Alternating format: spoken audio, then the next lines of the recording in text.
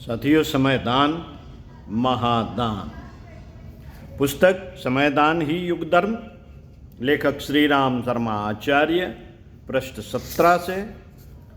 क्रांतिधर्मी युग साहित्य केडी 20 पढ़कर सुनाते हैं। आइए सुनते हैं। ये विचार क्रांति बीज हैं जो आगे जाके धमाका करेंगे, यह परम पूज्य गुरुदेव का कहना है। साथियों, दान करने से पुण्य प्राप्त होता है। इस कथन के पीछे यह मान्यता रही है कि उसे श्रद्धा भरी भाव संवेदना से सत प्रयोजनों के लिए ही देने की मर्यादा का ध्यान तो रखा ही गया होगा। यदि ऐसा नहीं है एवं उसके साथ दुर्भिसंधियां जुड़ी रहें तो प्रक्रिया एवं परिस्थिति के अनुरूप यह पाप के समकक्ष है और देने तथा लेने वाले दोनों को ही बदनाम करने के साथ साथ उनके लिए अनर्थ भी उत्पन्न कर सकता है।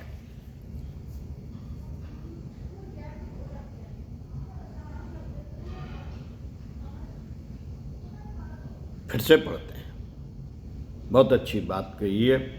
दान करने से पुण्य प्राप्त होता है। इस कथन के पीछे यह मान्यता रही है कि उसे श्रद्धा भरी भाव संवेदना से सत्प्रयोजनों के लिए ही देने की मर्यादा का ध्यान तो रखा ही गया होगा। यदि ऐसा नहीं है एवं उसके साथ दुर्भिसंधियां जुड़ी रहें तो प्रतिक्रिया एवं परिस्थिति के अनुरूप वह पाप की समकक्ष है और देने वाला लेने वाले दोनों को ही बदनाम करने के साथ साथ उनके लिए अनर्थ भी उत्पन्न कर सकता है। इसलिए दान भावना को चरितार्थ करने के साथ साथ उत्कृष्टता और विवेकशीलता की शर्त भी पूरी कर ली गई होगी, यही अपेक्षा रखी जाती है। ऐसा होने पर ही यह आशा की जाती है कि दान के साथ जुड़ा हुआ पुण्य परमार्थ सभी के लिए सब प्रकार श्रेयस्कर होगा। दान के साथ इन दिनों अनेकानेक संदेहों का समावेश हो गया है, जिनका संकेत इस पुस्तिका के आरंभिक पृष्ठों पर ही किया जा चुका है। इतने पर भी धन का इतना संचय किन्हीं विरलों के पास ही होता है कि किसी महत्वपूर्ण कार्य को पूरा कर सकने में जितनी मात्रा दी जा सके, भामाशाह जैसे धनवान में राणा प्रताप जैसों की विपुल राशि दे सकने की सामर्थ्य थी। दानी हरिश्चंद्र या कर्ण बनने के लिए पूर्व संचित संपदा के साथ साथ ऊंचे स्तर की विवेकशीलता एवं उदारता भी तो होनी चाहिए। ऐसे संयोग कदाचित ही किन्हीं विरलों को हस्तगत होते हैं, अन्यथा मूर्खों का माल मस्खरे खाते हैं की उक्ति चरितार्थ होती है और अपयश के साथ ही दुष्परिणाम भी उपार्जित करती है। धन भौतिक पुरुषार्थ और सुयोगों के संयोग का प्रतिफल है। इस स्थिति को प्राप्त कर सकना इन दिनों सभी के लिए संभव नहीं है। ऐसी दशा में पुण्य परमार्थ के लिए धन दान को गौण मानकर दृष्टि उस संपदा पर जमानी होगी जो हर किसी को सृष्टा ने उदारता पूर्वक प्रदान की है। वह है समय। समय की कड़ियों से जुड़कर ही जीवन श्रृंखला विनिर्मित होती है। उसका उदार उपयोग तभी बन पड़ता है जब प्रयोजन में गहरी रुचि हो। अरुचिकर काम चाहे कितने ही अच्छे समझे जाते हों, उनके लिए मन में इच्छा ही नहीं होती। जिस कार्य में मन नहीं लगता वह या तो प्रारंभ ही नहीं होता या फिर आधा अधूरा काना कुबड़ा भर रहकर बीच में ही छूट जाता है। दान परिवार में धन के उपरांत दूसरे पदार्थ समय की ही गणना होती है। वह सर्वसाधारण के लिए सुलभ भी है और उसके सदुपयोग की जांच पड़ताल मोटी बुद्धि से भी करते बन पड़ती है। विचारशीलों से परामर्श करने पर उसके लिए सहज मार्गदर्शन भी मिल जाता है। स्वार्थी बहुत देर तक उसका अनुचित शोषण भी नहीं कर पाते। श्रम जनित स्वेद कणों की तुलना मणिमुक्तकों से की गई है। महामानवों के श्रेष्ठ सत्कार इसी आधार पर बन पड़े हैं। समयदान के साथ साथ भाव श्रद्धा का गहरा पुट लगा रहना आवश्यक है, अन्यथा व्यस्तता जैसे अनेकों बहाने सहज अभ्यास के अनुरूप बन जाया करते हैं। महान मनुष्यों की साधना समय की तपशिला पर बैठकर ही संभव हुई। उन्होंने जो सोचा, जो सृजा, उसके पीछे उनकी तन्मयता भरी समय साधना ही रही। वैज्ञानिकों आविष्कारों ने अपना मानस और समय प्रमुखतापूर्वक निर्धारित लक्ष्य पर केंद्रित न किया होता तो सफलता की आशा कहाँ बन पड़ती। लोकसेवियों ने अपने समयदान के सहारे एक से एक बड़े कार्य संपन्न कर दिखाए। धन न सही पर समय को साथ लेकर तो फरहाद जैसे साधनहीन भी अपनी दुकान के बल पर 32 मील लंबी नहरें खोद कर ला सकने में सफल हो सकते हैं। मित्रों, भारत की पुरातन गरिमा पर दृष्टिपात करते हैं तो उसके मूल में एक ही तत्व उजागर होता है। साधु ब्राह्मणों का वानप्रस्थ, पुरोहितों का वर्ग न्यूनतम निर्वाह में अपने काम चलाता रहा और शेष सारा समय परिपूर्ण लगनशीलता के सहारे लोकमंगल की सामयिक आवश्यकताओं को पूरा करने में जुटाता रहा। उनकी सेवा साधना ने जन जन का मन जीता, इसलिए उन्होंने उनके परामर्शों प्रतिपादनों को जीवन क्रम में उतारने में कुछ उठा न रखा।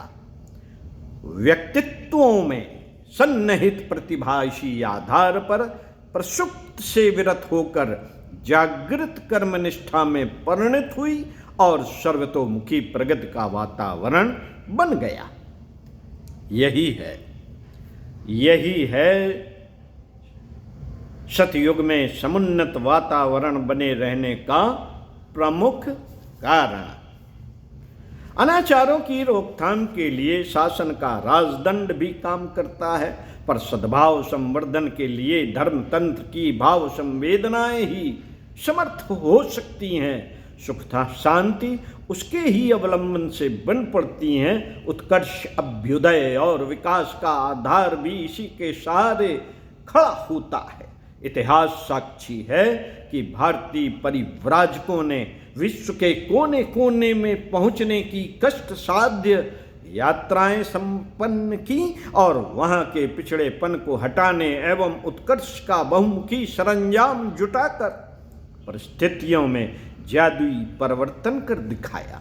देशव्यापी आदर्शवादिता और उत्कृष्टता को अक्षुण्ण बनाए रखने में इसी साधु ब्राह्मण वर्ग का ही अथक प्रयास कार्यरत रहा है।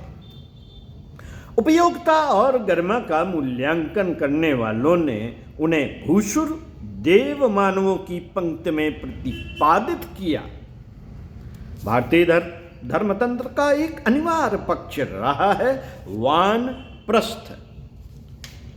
सांसारिक प्रयोजनों में जीवन की आधी अवधि लगाने के उपरांत शेष आदि को लोकमंगल के लिए लगाया जाना आवश्यक माना जाता था। गृहस्थ की जिम्मेदारियों हल्की फुल्की रखी जाती थी। कोई विद्वान बुद्धिमान ऐसे परिवारों का सृजन नहीं करता था जिनका भार वहन करते करते ही जिंदगी का कचूमर निकल जाए। जो गृहस्थ में प्रवेश करते थे वे भी न्यूनतम संख्या में संतानोत्पादन आरंभिक दिनों में ही पूरा कर लेते थे ताकि अधेड़ होते होते घर परिवार के बंधन से छूट सके। स्वावलंबन और सुसंस्कारता के लिए समुचित मार्गदर्शन ही अभिभावकों का कर्तव्य रहता था, उत्तराधिकार में धन छोड़कर मरने की बात तो कोई सोचता तक न था।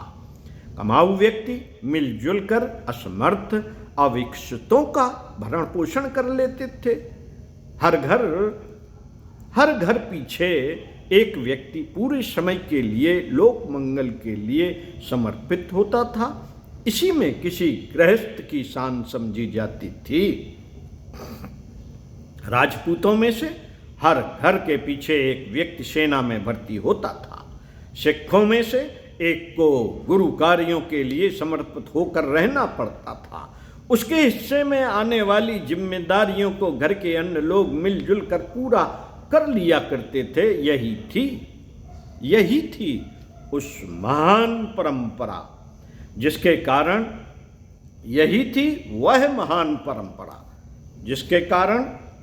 भारत भूमि स्वर्गादप गरीयसी रही और यहाँ के नागरिक देव मानव के रूप में समस्त संसार में प्रसिद्ध हुए। इन देव मानवों की साधनों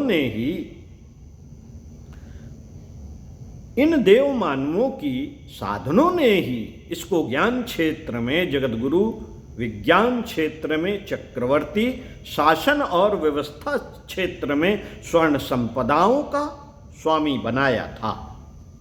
इतिहास आज भी तुमुल नाद के साथ उद्घोष करता है कि उन पुरातन परंपराओं को यदि किसी प्रकार फिर जीवंत किया जा सके तो सतयुग लौट आने की संभावना फिर सुनिश्चित हो सकती है। दुर्बुद्धि के दावानल में जलती हुई दुनिया को फिर से नए वातावरण में सांस लेने की सुखद संभावनाएं हस्तगत हो सकती हैं। इन दिनों असल की नकल बनाने में मनुष्य की चतुरता ने कमाल हासिल कर लेने जैसी प्रवीणता प्राप्त कर ली है। खिलौने वाले की दुकान पर खड़े होकर जानकारी के सभी नमूने थोड़े से पैसे खर्च करके खरीदे जा सकते हैं। इतना ही नहीं, जिस देवता को भी चाहें मिट्टी की मूर्तियां बिना किसी कठिनाई की खरीदी जा सकती हैं। इतने पर भी असली और नकली का अंतर लोग समझ ही लेते हैं। खिलौना गाय दूध कहाँ देती है? खिलौना गाय दूध कहाँ देती है? खिलौना हाथी की पीठ पर बैठकर लंबा सफर कहाँ किया जा सकता है? खिलौना मुर्गी अंडे कहाँ देती है? यही बात सुखी और समुन्नत संसार में सतयुगी वातावरण बनाए रखने वाले देव मानवों के संबंध में भी है। इन दिनों धर्मोपदेशक संख्या में 60 लाख से ज्यादा ही होंगे।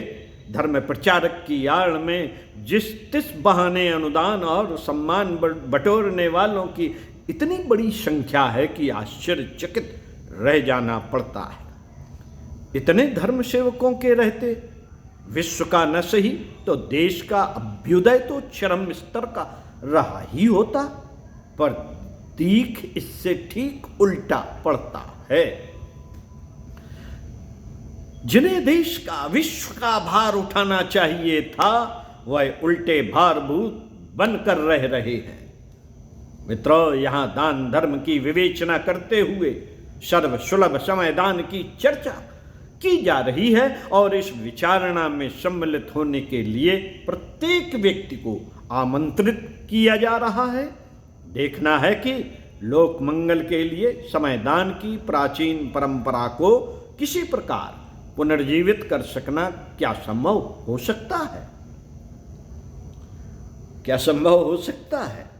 उज्जवल भविष्य की संरचना में प्रमुख भूमिका निभा सकने में समर्थ इस महान प्रचलन को अपनाने के लिए विचारशील पीढ़ी में क्या नया उल्लास आवेश उपजाया जा सकता है? वस्तुतः सच्चे अर्थों में समयदान करते तभी बन पड़ता है जब अंतराल की गहराई से आदर्शों पर चलने के लिए बेचैन करने वाली टीस उठती हो। ऐसे लोग अपने प्राण प्रिय लक्ष्य को की दिशा में बढ़ चढ़ने के लिए आकुल व्याकुल होकर तीर की तरह सनसनाते हुए चलते हैं, प्रलोभन और अवरोध उनके मार्ग में ना आते हों सो बात नहीं, पर उस ओर उपेक्षा बढ़ते जाने पर उसका दबाव अनुभव नहीं होता। लगता है कि यह मच्छर काटने जैसा दिनचर्या का अंग है जो ध्यान भर बटाता है, पर ऐसा कुछ नहीं कर पाता जिससे मार्ग बदलने जैसा कुछ सोच आड़े आए। ऐसी दशा में उन अवरोधों और आकर्षणों का उनकी दृष्टि में कुछ महत्व ही नहीं रह जाता जो संकल्पहीन व्यक्तियों को बहकाने, बरगलाने, फुसलाने और रास्ता भुला देने के लिए पर्याप्त होते हैं। मित्रों, पूर्व संचित कुसंस्कार, प्रचलन का प्रभाव, लालच का दबाव तथा कथित हितैषियों का प्रभाव मिलकर एक ही सूझ सुझाते हैं कि जिस तरह भी संभव हो अधिकाधिक सुविधा साधन जुटाना और उनकी मनमौजी उपयोग करना ही प्रसन्नता का मार्ग है। स्वार्थ ही सर्वोपरि है। अपनी सुविधा के बारे में ही सोचना चाहिए। इसके लिए दूसरों को असुविधा हो तो परवाह नहीं करनी चाहिए। औसत आदमी का मन इस दोहरी चाल को चलने में ही अपनी चतुरता अनुभव करता है और जब तब न्यूनाधिक सफलता भी उस दुरंगी चाल से प्राप्त कर लेता है। पर यह सब एक प्रकार का प्रहसन अभिनय भर है जो मंच पर क्रीड़ा कौतुक दिखाकर पानी के बुलबुले की तरह समाप्त हो जाता है। छल छिपता नहीं, छल छिपता नहीं। वस्तु स्थित कल नहीं तो परसों प्रकट होकर रहती है।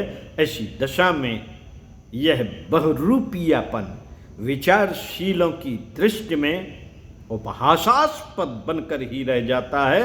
बच्चे ही उस छलावे को न समझ पाने के कारण कुछ देर तक तालियां बजा सकते हैं।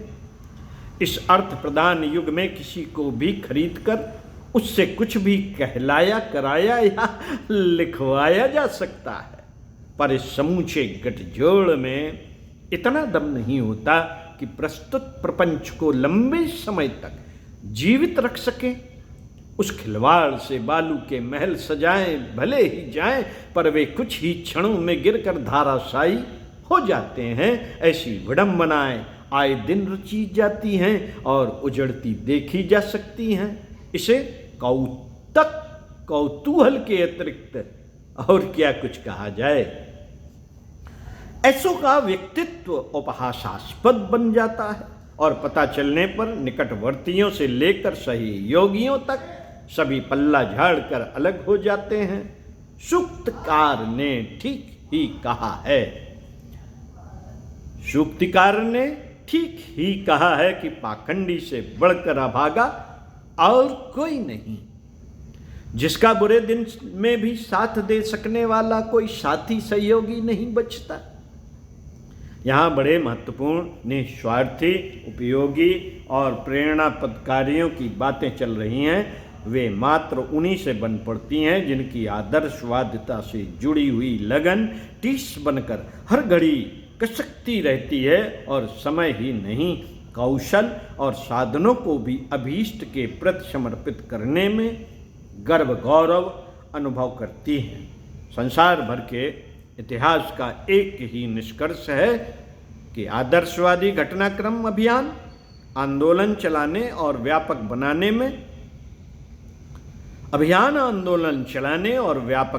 में मात्र वे ही लोग सफल हुए हैं जिन्होंने उत्कृष्टता को अपनी जीवनचर्या का अविच्छिन्न अंग बनाया और आदर्शों को प्रतिष्ठापित करने में अपना सर्वस्व दांव पर लगाया। समयदानी इन्हीं को कहते हैं। उनका प्रयास न तो बीच में रुकता है, न पथ भ्रष्ट होता है, न गड़बड़ाता है। श्रेयाधिकारी ऐसे ही लोग बनते हैं। महादानी इन्हीं को कहना चाहिए। छुटपुट दान की चिन्ह पूजा करते रहने वाले तो हर गली कूचे में कुछ न कुछ आडंबर पहने जहाँ तहाँ घूमते देखे जा सकते हैं। पंडित श्री राम शर्मा आचार्य, चिंतन मनन का विषय। मिलते हैं आपसे इसी पुस्तक के अगले विषय पर। दृष्टिकोण बदले तो परिवर्तन में देर न लगे।